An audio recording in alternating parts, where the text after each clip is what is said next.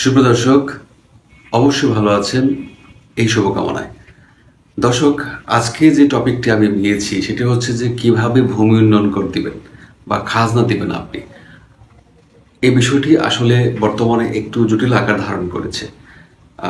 এর কারণ হচ্ছে মানে দুটি। একটি হচ্ছে যে বাংলাদেশের সিংহভাগ মানুষ এখনো ইন্টারনেট ব্যবহার করতে জানে না, তাদের ধারণা নেই। কারণ অনেকে শুধুমাত্র নিজের নাম স্বাক্ষর করে তারা নিরক্ষর যে দোষটা, সেই দোষটা কাটিয়েছে। তো এখানে একটা ওয়েবসাইট ব্রাউজ করে কিভাবে তাদের নামে রেজিস্ট্রেশন করতে হবে, মানে it is absurd for them. এটা কিন্তু ইউরোপ আমেরিকা না। তবে বাংলাদেশের সরকার এটি একটি শুভ উদ্যোগ নিয়েছে মানুষকে ডিজিটালাইজেশন করার জন্য, তাদেরকে সেই জ্ঞান দেওয়ার জন্য। তো এখন আমি জানাবো যে কিভাবে আপনি সহজে ভূমি উন্নয়ন কর দিবেন। এই বিষয়টি সম্বন্ধে একটু জ্ঞান রাখলে বা একটু ধারণা থাকলে আপনি ভূমি অফিসে গেলে যখন ভূমি অফিসার যখন আপনি বলবে যে আপনি একটু রেজিস্ট্রেশন মোবাইল থেকে রেজিস্ট্রেশন করেন বা বাইরে কোনো কম্পিউটার দোকানে একটু রেজিস্ট্রেশন করে আসেন, আপনার খাজনা দিতে এনআইডি কার্ড লাগবে, আপনার মোবাইল নাম্বার লাগবে, তখন তো আপনি মানে হঠাৎ করে এই সমস্ত কথা শুনে আপনার মেজাজ গরম হতে পারে, আপনি আশ্চর্য হতে পারেন। কিন্তু আসলে কিছু করার নেই, এই সমস্ত কিছু এখন লাগে। কারণ কারণ হলো আগে তো সিস্টেম ছিল যে আমরা ভূমি অফিসে যেতাম, গিয়ে শুধু বলতাম যে আমার এই সম্বন্ধ খাজনা দেওয়া আছে, কিন্তু পরেরটা দিয়ে দেন। তারা লিখে, হাতে লিখে স্বাক্ষর দিয়ে দিত, টাকাটা ক্যাশ রেখে দিত, মানে নগদ টাকা তারা রেখে দিত এবং পরবর্তীতে তারা সোনালী ব্যাংকে জমা দিয়ে দিত। ব্যাস, শেষ, আমার কাজ শেষ। তো এখন কিন্তু ব্যাপারটা তা না। এখন হলো যে তারা ক্যাশ নেবে না, তারা পকেটে কোনো টাকায়, হাতে কোনো টাকাই নেবে না। এটা একদম প্রোহিবিটেড, মানে নিষিদ্ধ। ভূমি অফিসে টাকা লেনদেন করা নিষিদ্ধ। আচ্ছা, তো ব্যাপারটা কি দর্শক, আমি বলি আপনাদের যে আপনি যখন খাজনা দিতে যাবেন ভূমি অফিসে, তখন সাথে করে অবশ্যই আপনার মোবাইলটা নিয়ে যাবেন। আপনি যে মোবাইলটা আপনার নামে নিবন্ধন করা, সেই মোবাইলটা অবশ্যই নিয়ে যাবেন। আচ্ছা, এখন এমন হতে পারে যে আপনি অন্য মানুষের জায়গা খাজনা দিতে গেছেন, আপনি আপনার বাবার সম্পত্তি খাজনা দিতে গেছেন, কিংবা আপনি আপনার হাজব্যান্ডের সম্পত্তি খাজনা দিতে গেছেন, বা আপনার চাচার সম্পত্তি, ভাইয়ের সম্পত্তি খাজনা দিতে গেছেন, যেতেই পারেন। কিন্তু নিয়ম হলো, যে ব্যক্তির জমি আপনি খাজনা দিতে গেলেন সেই ব্যক্তির খতিয়ানের কপিটি নিয়ে যাবেন, সেই ব্যক্তির আইডিটা নিয়ে যাবেন এবং সেই ব্যক্তির মোবাইল নাম্বারটা নিয়ে যাবেন। যদি পারেন মোবাইলটা নিয়ে যাবেন।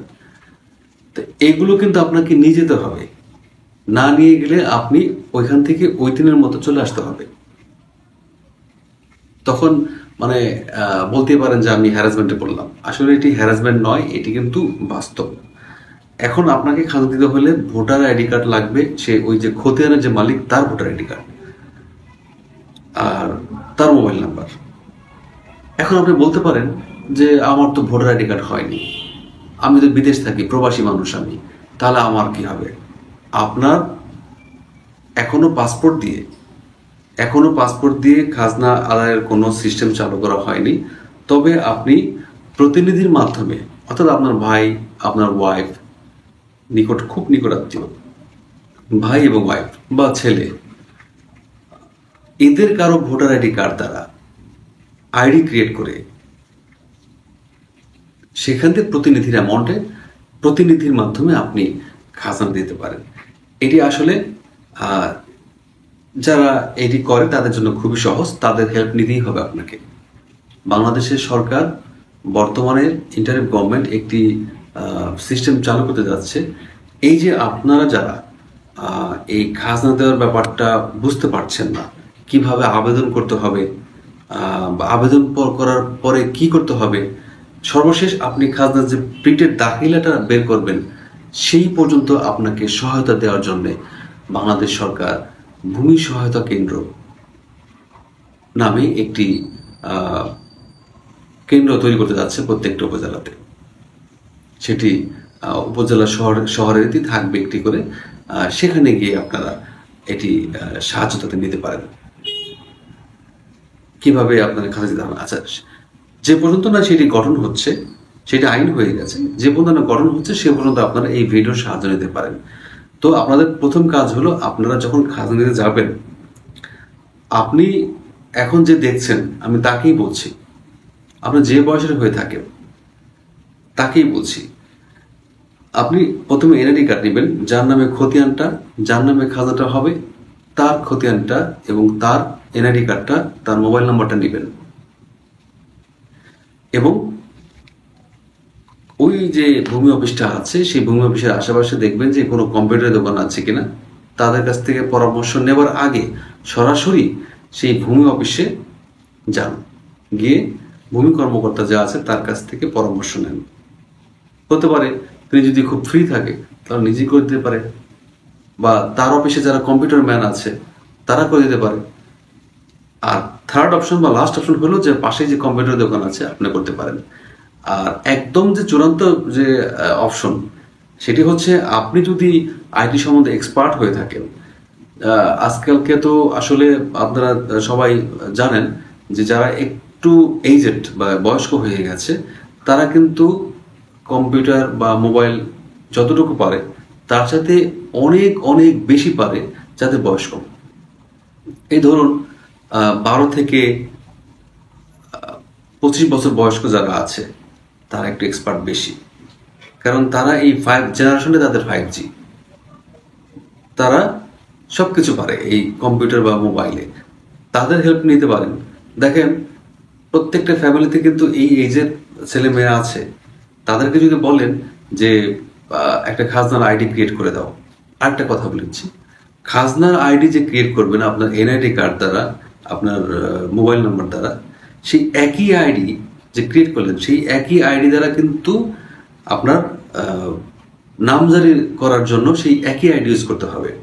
এবং আরেকটা কথা বলে রাখি, এই আইডি দ্বারা সারা বাংলাদেশে যত জায়গাতে আপনার জমি আছে, যত জায়গাতে, সেটা আপনার গ্রামের বাড়ি হোক বা আপনার শহরে হোক বা অন্য কোনো ঢাকাতে হোক, যে কোনো জেলাতে হোক, সে প্রত্যেকটা জমি, প্রত্যেকটা ফ্ল্যাটের যে নামজারি, খাজনা, সবই কিন্তু ওই আইডি দ্বারা দিতে পারবেন। একবার যখন সেই খাজনাটা দেওয়া হয়ে যাবে তখন কিন্তু আপনাকে আর ভূমি যেতে হবে না, একদম ঘরে বসে মোবাইলের মাধ্যমে খাজনা দিয়ে দিবেন, একদম সহজ সিস্টেম চলে আসছে।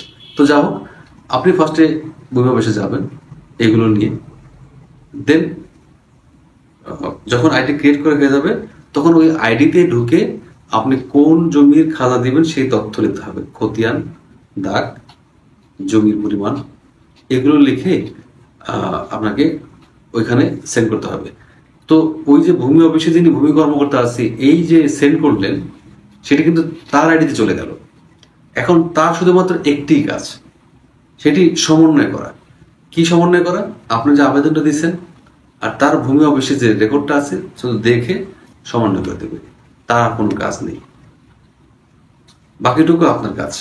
আপনি সেখানে সমন্বয় করে দিলে আপনি সেখানে একটা অপশন আসবে, বিকাশ, নগদ, একপে, এই সমস্ত যে মানে নগদে যে ব্যাংকিং ব্যাপারটা আর কি, অনলাইন ব্যাংকিং ব্যাপারটা, সেই সমস্ত অপশনগুলো আসবে। আপনি যেটাতে টাকা আছে সেটা ক্লিক করবেন, টাকাটা নির্দিষ্ট পরিমাণ অ্যামাউন্টের যে টাকা যেটি ভূমি কর্মকর্তা নির্ধারণ করে দিয়েছেন সন অনুসারে, সেটি কিন্তু অটোমেটিক কেটে নিয়ে যাবে আপনার মোবাইল থেকে বা আপনার বিকাশ অ্যাকাউন্ট থেকে। ব্যাস, টাকাটা কিন্তু সরাসরি গভর্নমেন্ট পেয়ে গেল। আর আগে ম্যানুয়াল পদ্ধতিতে টাকাটা তার কাছে দিতে হতো আপনাকে অফিসে গিয়ে, কিন্তু এখন কিন্তু তা নয়। এটি হলো দর্শক, মানে 100% আমি আপনাদের বোঝাতে পারলাম না, কারণ যদি আমি স্ক্রিন রেকর্ডে দেখাতে পারতাম কম্পিউটার প্রোগ্রামিং মাধ্যমে তাহলে আপনারা 100% আপনারা বুঝতে পারতেন। কিন্তু এখন তবু তো একটি ধারণা পেলেন যে ভূমি উন্নয়ন কর দিতে হলে আমাকে কি করতে হবে। অনেকের আইডি থাকে না, তারা কিভাবে দিবেন? আরেকটা সিস্টেম আছে দর্শক, যেমন আপনার বাবা মারা গেছে, আপনাদের নামে রেকর্ড নেই, আপনার বাবার নামে ভোটার আইডি কার্ডও নেই, আসলে আমার বাবা অনেক আগে মারা গেছে, প্রায় 30 বছর আগে মারা গেছে, কিন্তু রেকর্ড আমার বাবার নামে রয়েছে। আপনারা খারিজ করেননি, নামজারি করেননি, তো আপনাদের নামে তো আসেনি। আপনাদের ভোটার আইডি কার্ড দিয়ে তার খাজনা দিয়ে যাবে না, আবার আমার বাবার নামে ভোটার আইডি কার্ড নেই, সেক্ষেত্রে কিন্তু একটা অপশন আছে। সেক্ষেত্রে আপনি গিয়ে বলবেন যে উত্তরাধিকার অপশন দিয়ে আমাকে খাজনাটা নিয়ে দাও। যে যে এক্সপার্ট আর কি, যে আইটি সম্বন্ধে বা এই সফটওয়্যার সম্বন্ধে এক্সপার্ট, পাশের দোকানদার বা ভূমি অফিসের কোনো কম্পিউটার অপারেটর, তাকে বলবো যে আমার এই যে ওয়ারিশ সনদ নিয়ে যাবেন একটা, আপনার বাবা যে মারা গেছে সে উত্তরাধিকার বা ওয়ারিশ সনদটা নিয়ে যাবেন, সেটি তারা স্ক্যান করে সেখানে ঢুকিয়ে দিবে। এবং আপনার আইডি কার্ডটা নিয়ে যাবেন। আপনার বাবা মৃত্যুকালে যে কজন রেখে গেছেন যে কোনো একজনের আইডি কার্ড নিয়ে যাবেন এবং মোবাইল নাম্বার নিয়ে যাবেন। ব্যাস, খুব ইজি ব্যাপার। আপনি শুধু সাথে নিয়ে যাবেন এগুলো। ভিডিওটা অবশ্যই আবার টেনে দেখবেন। আমি যদি আবার বলি কি কি লাগবে, তাহলে ভিডিওটা অনেক লম্বা হয়ে যাবে। যাক, ভূমি উন্নয়ন সম্বন্ধে আর কথা বাড়াবো না। পরবর্তীতে আমি চিন্তা করেছি যে একটি ভিডিওর মাধ্যমে, কম্পিউটারের যে স্ক্রিন রেকর্ডের মাধ্যমে আমি এগুলো আপনাদের বুঝিয়ে দেবো কিভাবে খাজনা দিতে হয়। ধন্যবাদ সবাইকে। সবাই সুস্থ থাকবেন, ভালো থাকবেন, এই আশাবাদ ব্যক্ত করে শেষ করছি।